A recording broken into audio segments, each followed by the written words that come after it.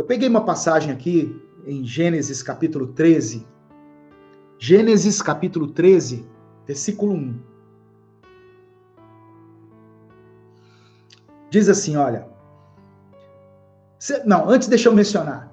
Você lembra que em Gênesis 12, Deus chamou Abraão? Em Gênesis 12 é o chamado de Abraão. O que Deus fala para ele? Abraão, sai da tua terra, sai da tua parentela, sai da casa dos seus pais e vem para uma terra que eu vou te mostrar. Eu farei de você um pai de multidões. Lembra que Deus falou isso com ele? Sai da tua casa, da tua terra, da tua parentela, da casa de seus pais. Ou seja, sai do espaço geográfico que você vive, saia da companhia dos seus parentes e saia da casa dos seus pais. Porque o povo de Abraão tinham costumes idólatras e Deus queria levantar um povo santo. Então Deus dá essa orientação para ele. O que Abraão deveria fazer? Pegar a sua esposa, seus bens e sair rumo ao caminho que Deus apontasse. Era só isso.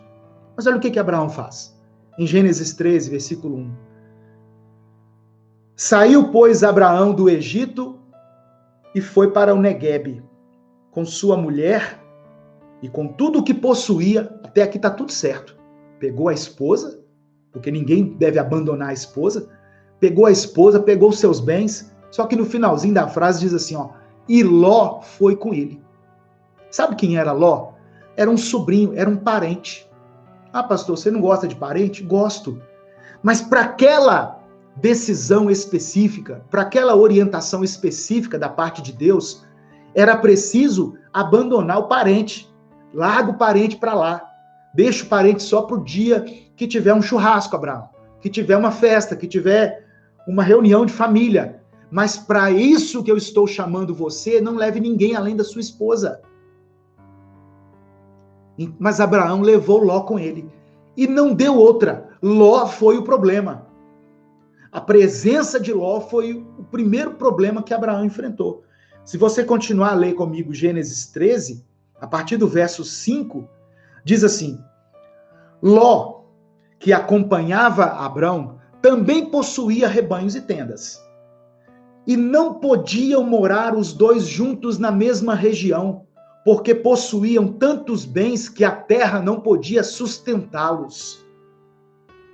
Não havia uma terra suficiente para sustentar todos os bens de Abraão e Ló. Eles eram pessoas de posses. Por isso surgiu uma desavença, teve uma briga entre os pastores dos rebanhos de Abraão e os de Ló. Nessa época, os cananeus e os ferezeus habitavam aquela terra. Então teve uma discussão, teve uma briga entre os pastores de Abraão e os pastores de Ló. Ah, porque as minhas ovelhas vão pastar e aqui, não, aqui eu quero que as minhas pastem, as suas pastam ali. Eu não sei como é que foi a briga, mas houve uma desavença entre eles. Por quê? Porque Abraão não tomou a decisão correta. Abraão não fez a escolha certa. Ele não seguiu a orientação de Deus. Às vezes nós também somos assim. Deus dá uma direção certinha. Vai lá, faz isso, isso e isso. Aí você vai lá, faz isso, isso e isso, e da sua cabeça você faz aquilo. Você quer complementar aquilo que Deus mandou fazer. E aí você acaba metendo os pés pelas mãos, tomando decisões erradas, decisões que muitas vezes vão trazer consequências. Parece algo inofensivo ter levado um sobrinho, né? Não, gostando do meu sobrinho, não quero levar ele para morar comigo. Mas deu problema, tá vendo? Deu problema.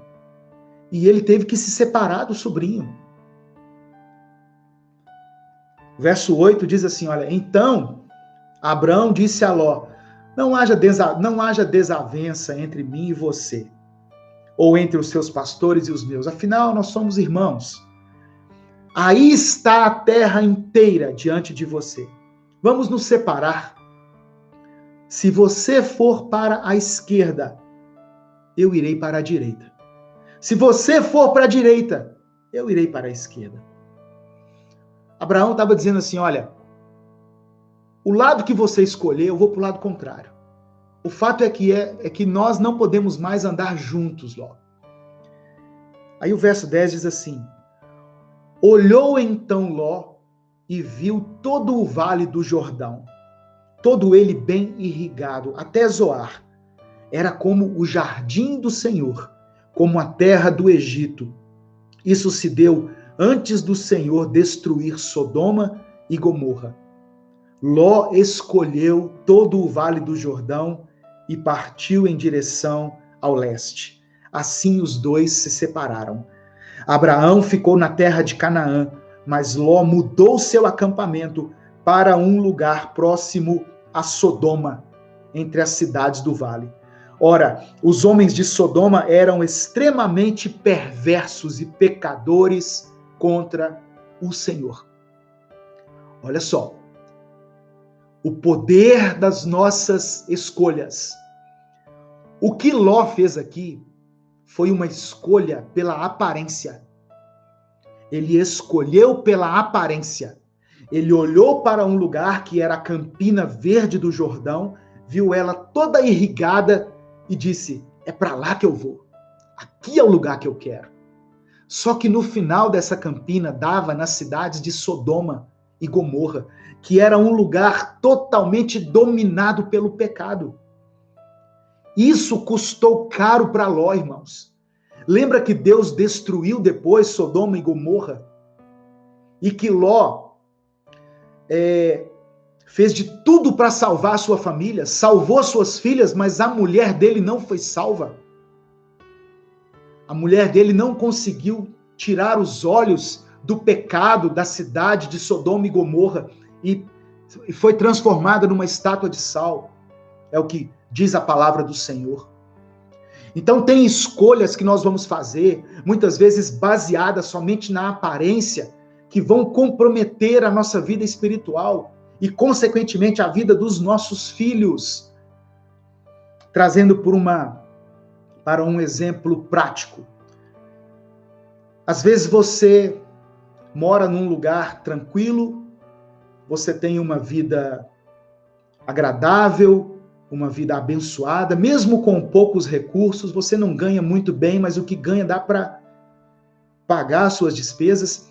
Aí você tem uma proposta para mudar para um grande centro aqui do Brasil, ganhando o triplo do que você ganhava, só que morando numa cidade grande, numa cidade de muitas oportunidades. E aí você só pensa na sua carreira, você não pensa na sua esposa, você não pensa nos seus filhos, e acaba agindo de qualquer maneira e comprometendo a vida espiritual da sua família. Porque quando chegar lá, os seus filhos podem se envolver com coisas que não deveriam.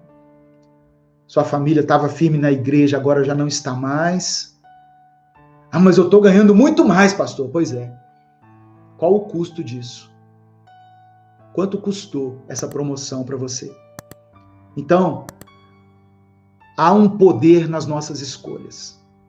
As nossas escolhas precisam estar alinhadas com a vontade de Deus, com a palavra de Deus, e não podem ser movidas pela emoção.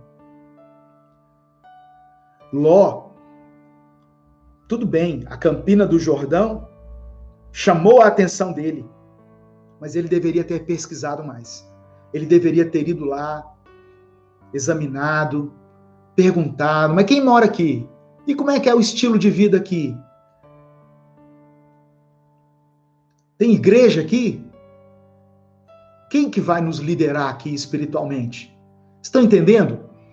Então, todas as escolhas precisam ser criteriosas se elas envolvem a nossa família, se elas envolvem a nossa vida espiritual. Amém? Eu estou vendo muitos comentários aqui, né, no Instagram, no YouTube, e eu quero agradecer as pessoas que estão contribuindo, né? Obrigado, irmão Manuel Pérez, a paz de Cristo, boa noite, meu irmão. Obrigado, José Arimateia, Aires Guedes, que Deus te abençoe e multiplique na sua vida, meu querido. Tem mais aqui, deixa eu ver. Bom, eu não consegui ler todos aqui, né? Mas eu agradeço a todos que contribuíram aqui. É porque a mensagem, ela aparece, depois ela desaparece. Então, eu falei do primeiro critério para se tomar uma decisão, para se fazer uma escolha. O segundo, que eu quero deixar para você, o segundo critério a ser adotado é a paz em seu coração. Como saber se uma escolha é a correta? O seu coração precisa estar em paz. Só que aqui eu quero acrescentar uma coisa. Deixa eu ler o texto com você. Colossenses capítulo 3, versículo 15. Colossenses 3,15.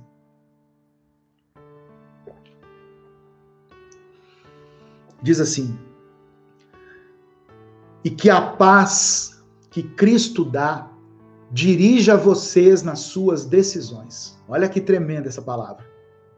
Que a paz que Cristo dá dirija vocês nas suas decisões, pois foi para essa paz que Deus os chamou, a fim de formarem um só corpo, e sejam agradecidos.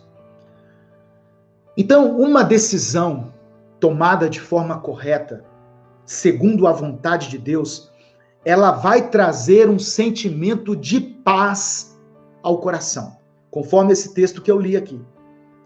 Seja a paz de Cristo o árbitro, ou seja, o juiz diante de uma decisão que você precisa tomar.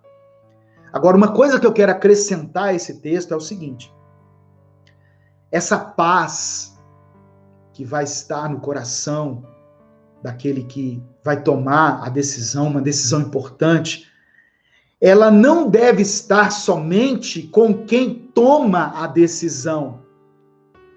Essa paz deve estar com todas as pessoas que estiverem envolvidas na questão em si. Ah, pastor, eu vou tomar uma decisão, eu estou em paz. Mas peraí, quem está envolvido nisso tudo? Ah, minha esposa, meus filhos, a empresa que eu trabalho. Então, consulte essas pessoas se elas também têm paz. Porque às vezes você vai tomar uma decisão, você já determinou o negócio no seu coração.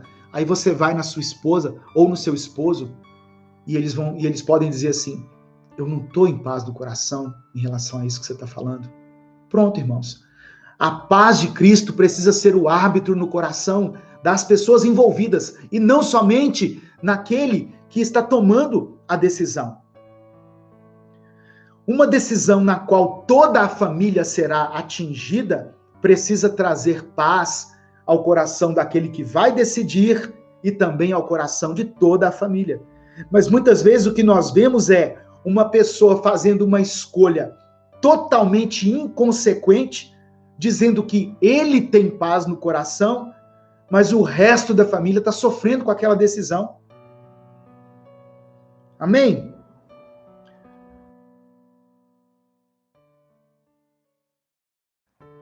Tudo é possível àquele que crê. A fé faz com que o impossível se torne possível. Segunda coisa que eu quero dizer para você: existem níveis de fé. Existem níveis de fé. Em Lucas 17, os apóstolos disseram para Jesus: Senhor, aumenta a nossa fé. Portanto, há níveis de fé. Eu posso ter uma fé pequena ou eu posso ter uma fé grande. Só que isso aqui é tremendo. Mesmo que a sua fé seja pequena, ela será capaz de operar grandes coisas. Ah, pastor, eu tenho uma fé pequenininha só em Jesus.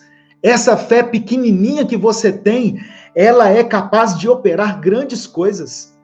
Eu quero ler com você Lucas 17, Evangelho de Lucas 17, versículos 5 e 6.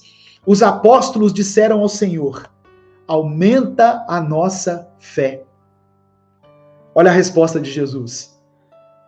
Se vocês tiverem fé do tamanho de uma semente de mostarda, vocês poderão dizer a esta amoreira: arranque-se e plante-se no mar, e ela lhes obedecerá.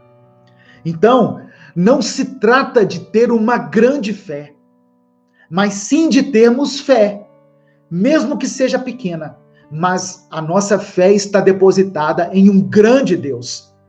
Eu e você podemos até ter uma pequena fé, desde que ela esteja depositada em um grande Deus.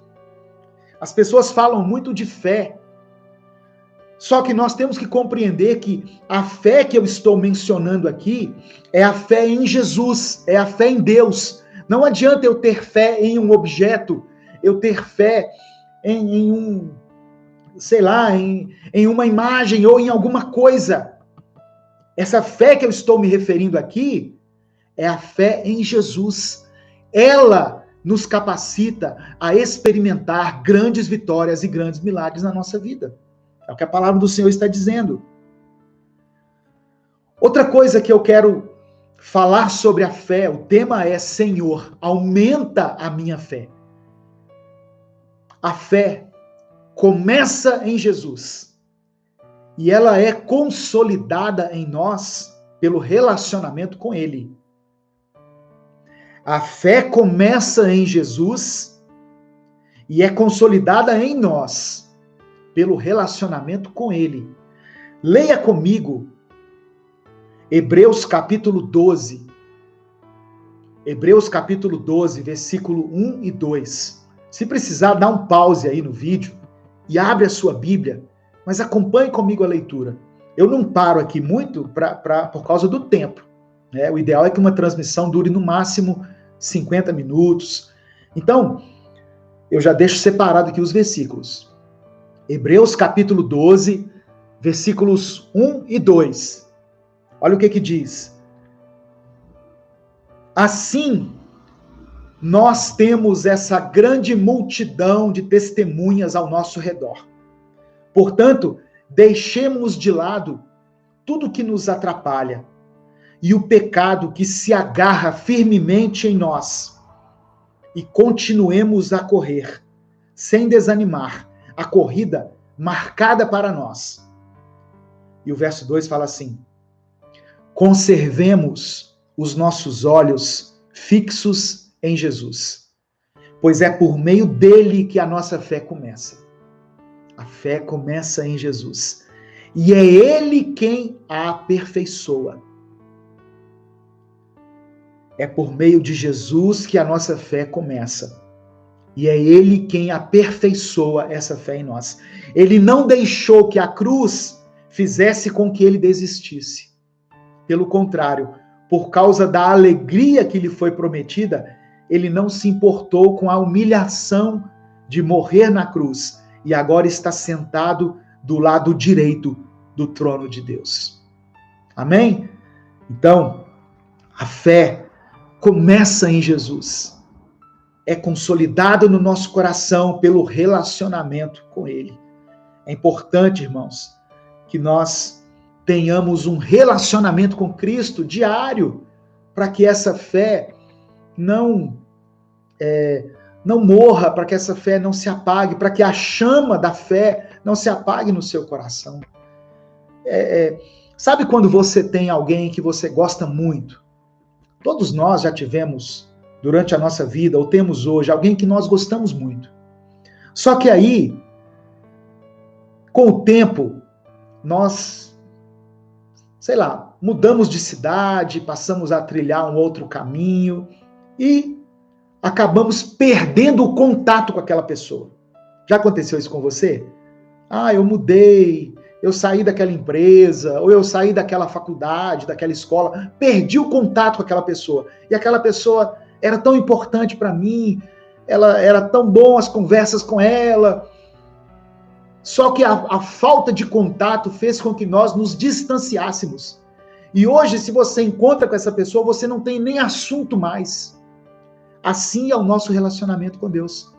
Nós precisamos cultivá-lo, precisamos alimentá-lo, precisamos estar com Ele todos os dias, no nosso momento de oração, através da palavra de Deus, nos alimentando da palavra.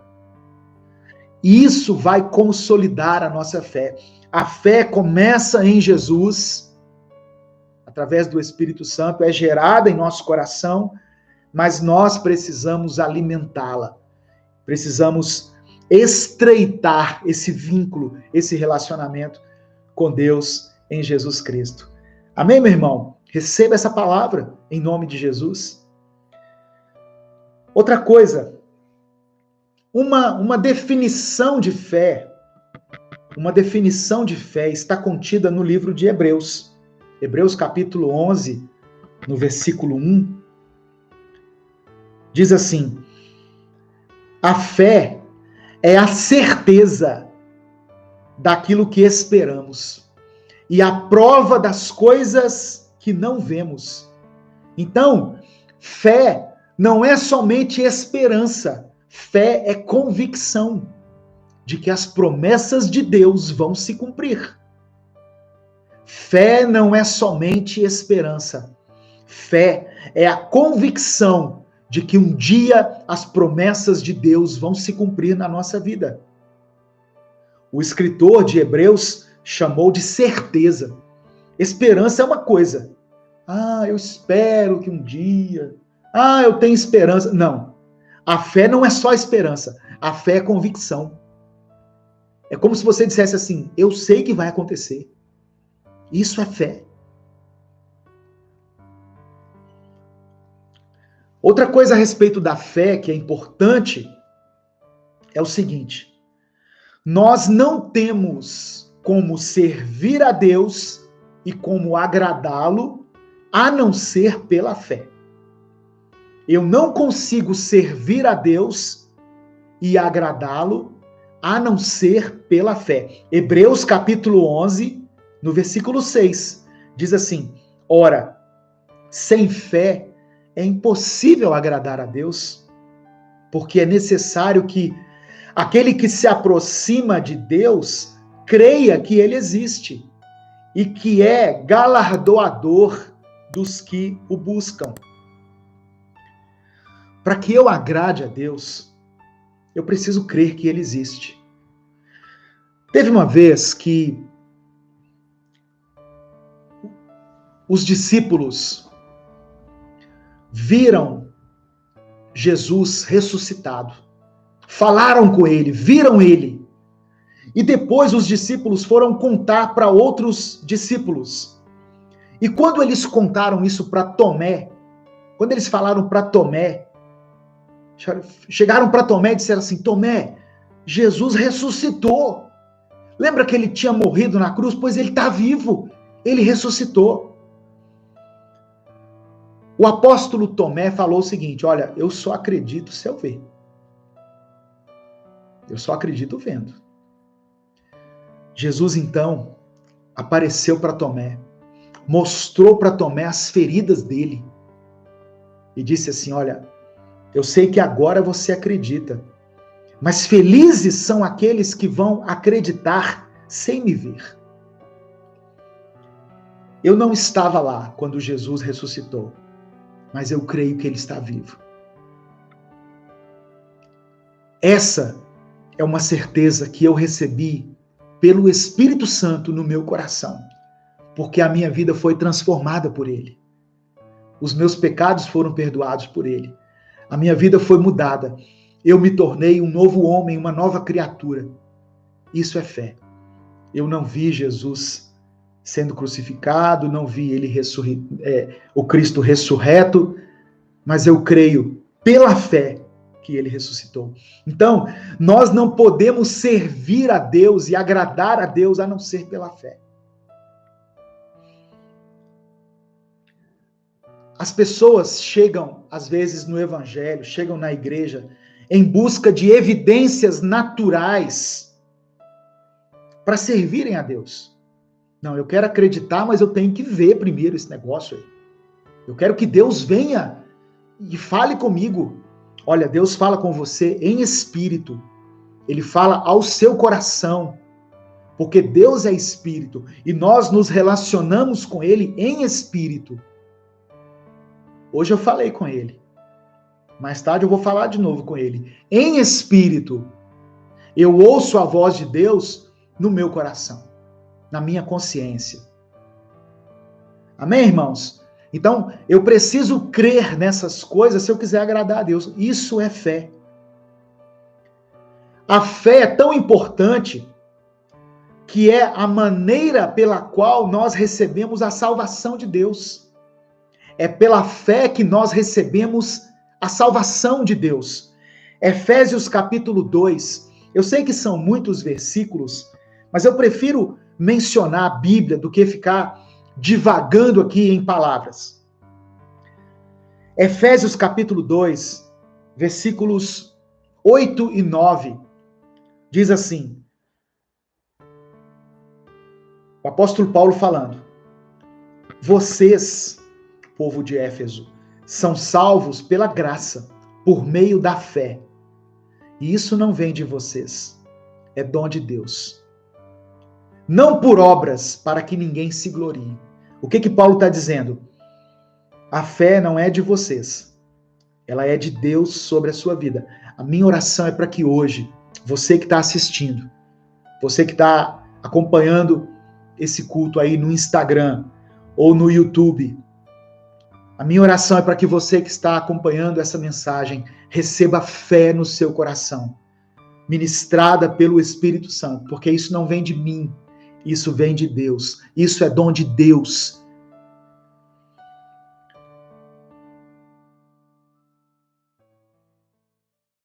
Busque a presença de Deus na sua vida.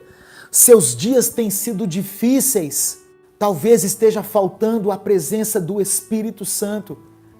Você tem quase sido vencido pelo pecado, você tem às vezes caído sob as tentações, é porque falta a presença do Espírito Santo na sua vida. O Espírito Santo é quem nos capacita a servirmos a Deus. Jesus estava indo embora, mas ele sabia que os discípulos precisavam da presença dele através do Espírito Santo. Por isso eles ficaram em Jerusalém. Às vezes a gente fica buscando Deus daqui e dali, corre para lá, corre para cá, vai num evento, vai em outro, vai em outra coisa. Talvez Deus está falando com você, olha, fica em Jerusalém. Jerusalém era o lugar onde estava o templo, simbolizava o lugar da presença de Deus.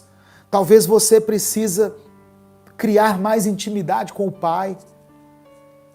E isso não é num grande evento, não é num grande mover.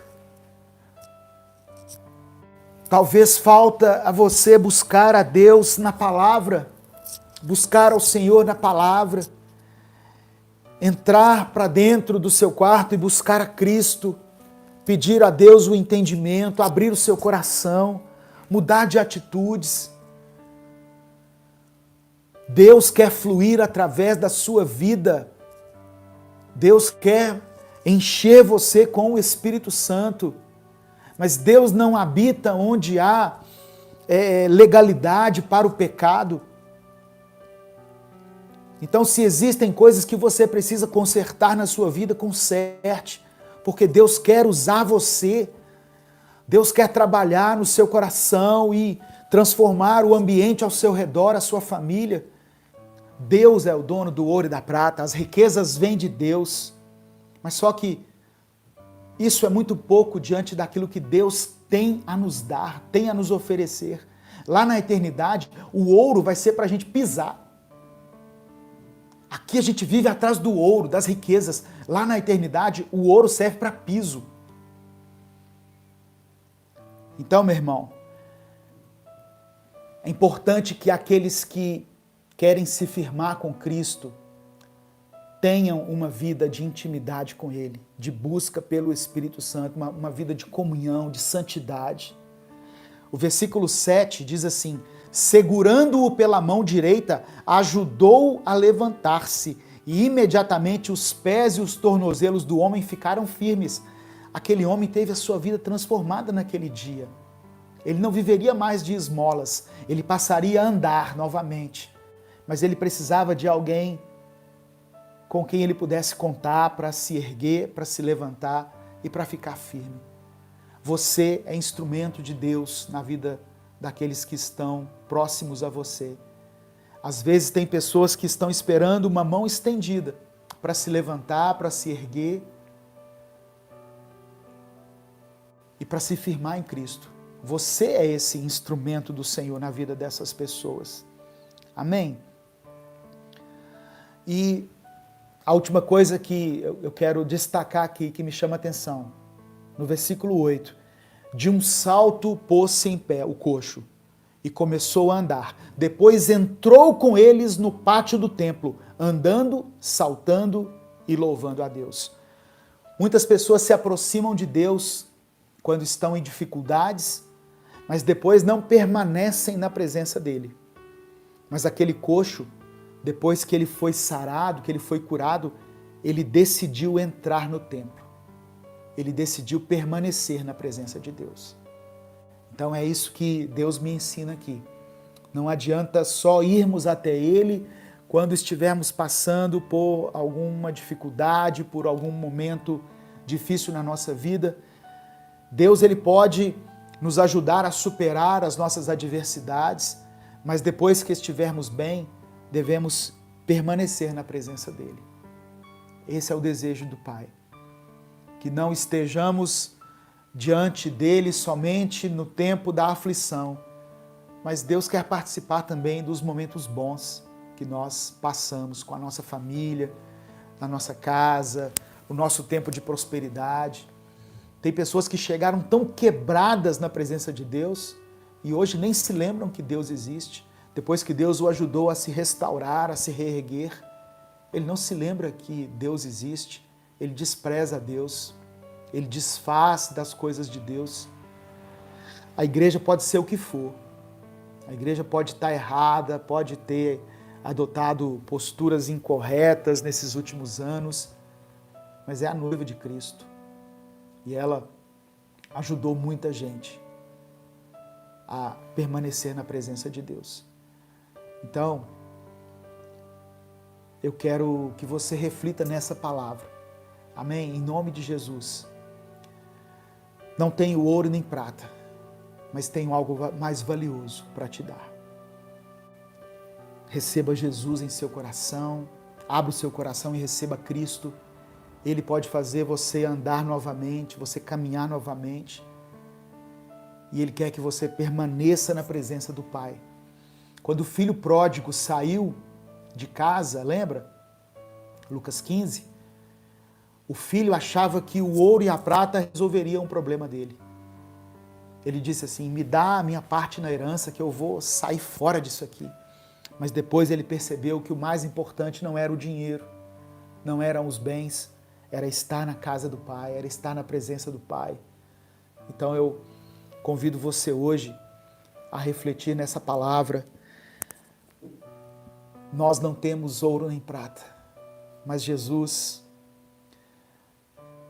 Ele pode fazer parte da sua vida. Amém? Isso é a melhor coisa que nós temos aqui. Tá? Irmãos, pense nisso, pense nessa palavra, leia depois toda essa passagem de Atos que eu li aqui. Você vai ver que é uma passagem que fala do poder de Deus, da dedicação dos homens de Deus, da igreja primitiva, da necessidade das pessoas. Às vezes pessoas que estão tão próximas da igreja, tão próximas do templo, mas que têm uma visão totalmente deturpada do mundo e estão correndo atrás de riquezas, estão correndo atrás daquilo que não edifica. Aquele foi um dia diferente na vida daquele homem, daquele coxo. E eu creio que hoje também pode ser um dia diferente para a sua vida.